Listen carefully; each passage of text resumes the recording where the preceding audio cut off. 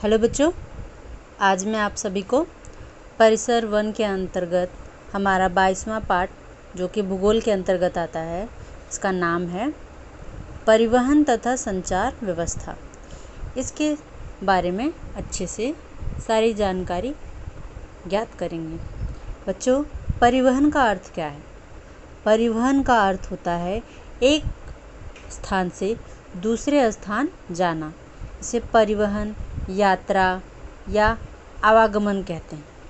ठीक है बच्चों, तो हम और बहुत सारी जगहों पर परिवहन करते हैं, यानी एक स्थान से दूसरे स्थान पर जाते हैं। और हम ही नहीं, हमारे साथ वाहन और जितने भी हमारे आसपास के, हम रोड पर, आकाश में, जल में, हर तरह के परिवहन संचार देखते हैं जो कि हमें एक स्थान से दूसरे स्थान पर ले जाने का कार्य करते हैं। ये हमारे परिवहन को यानी कि यात्रा को आसान बना देते हैं, सरल बनाते हैं। संचार व्यवस्था क्या है? संचार का अर्थ होता है एक से दूसरे तक बात को पहुंचाना, अपने बातों को दूसरे तक पहुंचाने के माध्यम। तो हम इनके व्यवस्थाओं के बारे में जानेंगे। परिवहन यानी कि एक स्थान से दूसरे स्थान पे जाने के जो साधन हो सकते हैं हमारे पास, उसके बारे में। फिर संचार यानी कि अपनी बात को, अपने विचारों को दूसरों तक पहुंचाने तक, यानी कि दूसरे स्थान पे अगर कोई है तो उसे हम कैसे उससे संचार कर सकते हैं, उससे कैसे हम वार्तालाप कर सकते हैं, अपनी बात को प्रस्तुत कर सकते हैं, इसके माध्यम के बारे में, इसकी व्यवस्था के बारे में देखेंगे। तो चलिए प्रारंभ करते हैं। सबसे पहले इसे समझाने के लिए आपको यहाँ पे एक चित्रण दिया हुआ है। ये चित्र देखिए बच्चों।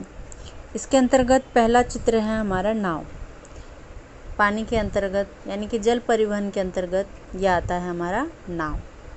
अब इसके बाद है ये ट्रक, फिर है हेलीकॉप्टर, रॉकेट, कुली है, फिर खच्चर यानी कि गधा जो कि सामान उठाने का कार्य करता है, साइकिल, आप सभी लोग इसका इस्तेमाल करते हैं, ज़्यादा पैमाने पर होता है। इसके बाद है हमारा बाइक यानी कि मोटरसाइकिल। अब नीचे क्या दिया है कि बच्चों, ऊपर दी गए चित्रों की अच्छी तरीके से देखो और इसमें परिवहन के ऐसे साधनों को ज्ञात करो जिन्हें तुमने देखा है अथवा उपयोग किया है। चित्र के पास वाले चौखट में आपको क्या करना है? चिन्ह लगाना है। तो यानी अगर आपने इसे देखा भी है तो भी, और अगर आपने इसका उपयोग किया तो भी, आपको उस चित्र के कोष्टक में सामने बने हुए उसमें सही का चिन्ह लगाना है। अब बोर्ड तो सभी ने देखा है तो सही का चिन्ह होगा। फिर ट्रक भी सभी देखते हैं, अक्सर देखने वाली चीज़ है। रॉकेट बहुत कम लोग देख सकते हैं, लेकिन हेलीकॉप्टर अक्सर हम उड़ते हुए देखते हैं। कुली को भी हर स्टेशन पे देखा जा सकता है। घोड़ा गाड़ी, अगर आपने खच्चर को देखा इस तरह से तो ठीक है, नहीं तो ये बहुत पहले की पद्धति थी, हो सकता है ये अब हमें ना देखने मिलती हो। साइकिल सबने देखा है, मोटरसाइकिल आमतौर पे लोग कभी चलाते ही हैं, तो बच्चों आपने देखा ही होगा।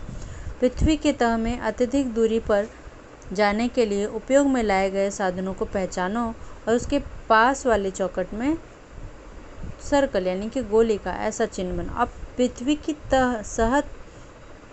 सतह से अत्यधिक दूरी पर जाने वाली, अब इसमें से कौन है जो पृथ्वी की सतह को छोड़कर ऊंचाई पे जाता है? तो केवल दो है, एक ये हेलीकॉप्टर, दूसरा ये रॉकेट। ये दोनों सर्कल में आ जाएंगे। क्या इसके बाद बचे हुए कुछ साधनों को तुम कभी और कहीं देखा है? इन्हें किस समय उपयोग में लाया गया होगा? और इस संबंध में अपने सहपाठियों, शिक्षकों के साथ चर्चा करनी है। तो हम क्या चर्चा कर सकते हैं कि इसे किस समय में लाया जा सकता होगा? खच्चर का बहुत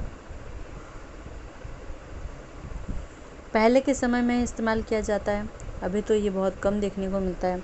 कुली भी पहले बहुत ज़्यादा इस्तेमाल होते थे स्टेशनों पर। इस्तेमाल का मतलब लोग इनके द्वारा अपने सामानों को लेके आते जाते थे, पर अब विभिन्न प्रकार के ट्रॉली आ गए हैं और हमारे सामान के अंतर्गत भी बहुत तरह के पहिए लगे हैं। लोग आसानी से उसे एक जगह से दूसरी जगह ले जाते हैं, तो इनकी संख्या में भी कमी आ गई है। ऊपर दिए गए चित्रों के प्रश्नों के उत्तरों द्वारा हमारे हमें ज्ञात होता है कि अलग अलग कालावधि में परिवहन के लिए विभिन्न साधनों का उपयोग किया जाता है। वर्तमान में हमारे समय में आने वाले साधन वेग और सुरक्षा के संबंध में पहचानने वाले साधनों की अपेक्षा अधिक वेगवान और सक्षम हैं। कहने का मतलब ये है कि जो जितने भी परिवहन के आप साधन देख रहे हैं, सबसे पहले तो इनका स्थान अलग होता है। जैसे कि बोला गया ज़मीन की सतह से ऊपर, तो हमारे पास तुरंत दो ऑप्शन आ गए, रॉकेट और हेलीकॉप्टर। इसके पश्चात कहा गया वो चीज़ें जो ज़्यादातर लोग इस्तेमाल में लाते हैं या हमें देखने को मिलती है, तो इसमें से ये दोनों चीज़ें अभी बहुत कम पैमाने पे हमें देखने मिलती है। बाकी साइकिल हो गया, मोटरसाइकिल हो गया, ट्रक हो गया, ये तो हम अक्सर परिवहन के अंतर्गत देखते हैं। लेकिन आज के जो हमारे साधन हैं बच्चों, बहुत ही वेगवान हो गए हैं, बहुत ही उसमें स्पीड होती है, तीव्रता होती है, ताकि समय का सदुपयोग हो सके और कम समय में हम अधिक से अधिक कार्य कर सकें। अब इसके पश्चात कुछ बातों के बारे में बताया गया है कि परिवहन की शुरुआत कहाँ से हुई और इसके अंतर्गत क्या क्या हुआ। तो यहाँ पे दिखाया गया है कि 3 तरह की परिवहन है, जिसमें सबसे पहले यहाँ पे मालगाड़ी, जिसमें सामान लाद के जाया जाता है, ट्रेन का ही रूप है। फिर ये ट्रक है और ये क्या है, बैलगाड़ी। अब देखिए इसे ध्यान से, ये बहुत पहले इस्तेमाल होता था। बैलगाड़ी का इस्तेमाल हम बहुत पहले करते थे।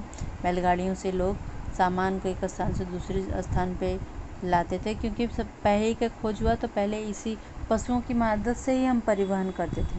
इसके पश्चात हमारे पास वाहनों की संख्या हो गई, अब पहिए का इस्तेमाल वाहनों में करने लगा और कई तरह के वाहनों का इस्तेमाल होने लगा। अब सामान के लिए ट्रक सबसे बेहतरीन माना जाता है। इससे भी तेज़ गति से अगर कोई चीज़ पहुंचानी हो तो होता है रेल, यानी कि हमारी मालगाड़ी, जो कि सामान को एक स्थान से दूसरे स्थान तक पहुंचाता है।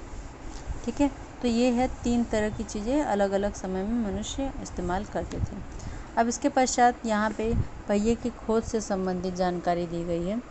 तो देखिए, मनुष्य ने लकड़ी के कुत्तों यानी कि लट्ठों, पत्थर के चक्राकार टुकड़ों को पहाड़ियों की ढलान पर लुढ़कते जाते देखा होगा। ऐसा अनुमान लगाया जा रहा है कि पहले पहिए की खोज कैसे हुई होगी। तो ऐसा कहा जा रहा है कि सबसे पहले मनुष्य ने क्या देखा होगा, किसी गोलाकार पत्थर के चक्राकार टुकड़े को पहाड़ों से लुढ़कते हुए गिरते हुए। ऐसा माना जाता है कि इसी प्रेक्षण से द्वारा पहियों की संकल्पना की सृष्टि सूझी होगी। पहले वस्तुओं को ले जाने में लकड़ियों के गट्ठरों का उपयोग किया जाता था। बाद में पटरों पर पहिए जोड़ने से परिवहन में गति आ गई। इस समय और श्रम दोनों की बचत होने लगी। मनुष्य के विकास का एक महत्वपूर्ण अर्थात क्रांतिकारी चरण है पहिए की खोज।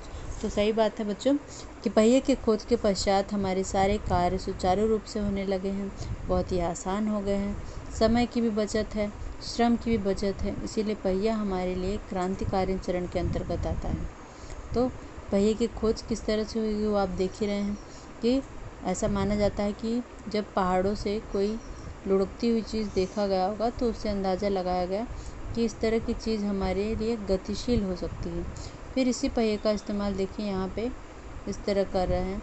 यहाँ पे देखिए लकड़ी के ठल्ले पे लेके जा रहे हैं, ज़्यादा मेहनत की ज़रूरत पड़ रही है। इसकी हालत देखो कितनी ख़राब है, जबकि ये देखो कितने आसानी से, सरलता से एकदम खड़े होकर आराम से उसे घिसते हुए लेके जा रहा है, क्योंकि इसके अंतर्गत पहिए लगे हैं। तो पहियों का खोज हमारे लिए बहुत ही महत्वपूर्ण रहा है। क्या तुम जानते हो कि आधुनिक काल में परिवहन के अत्यधिक साधन निर्मित हो चुके हैं, फिर भी विश्व के कुछ क्षेत्रों में आज भी परिवहन के लिए अन्य प्राणियों के साथ साथ मनुष्य का भी उपयोग किया जाता है। उदाहरण, दुर्गम क्षेत्रों में याक, मरुस्थलीय क्षेत्रों में ऊँट और ऊंचे स्थानों पर जाने के लिए पालकी या फिर डोली का उपयोग किया जाता है। ये बच्चों जनरल सी चीज़ है कि आज भी आधुनिक काल के अंतर्गत भी कई ऐसे स्थान होते हैं जहाँ पर पहिए नहीं चलाए जा सकते। अब अगर मरुस्थलीय स्थानों पर, रेगिस्तान में आप सोचोगे कि आप गाड़ी लेके जाओ, बहुत अच्छी गाड़ी भी, तो क्या वहाँ पे चल पाएगी? नहीं, वहाँ पे तो ऊँट का ही इस्तेमाल होगा। तो मरुस्थलीय स्थानों पर ऊँट का इस्तेमाल होता है। उसी तरीके से दुर्गम स्थान जहाँ होते हैं वहाँ पे याक का इस्तेमाल होता है, क्योंकि ये ऊँचे हर जगह के स्थानों पर आसानी से चढ़ पाता है। फिर अगर बहुत ऊंचाई पे जाना हो तो पालकी या फिर डोली का इस तरह से मनुष्यों द्वारा उपयोग किया जाता है। तो ये था कि पहिए की खोज और उसके बाद इनकी खोज के पश्चात भी किस तरह की स्थिति पहले और अब में आई है।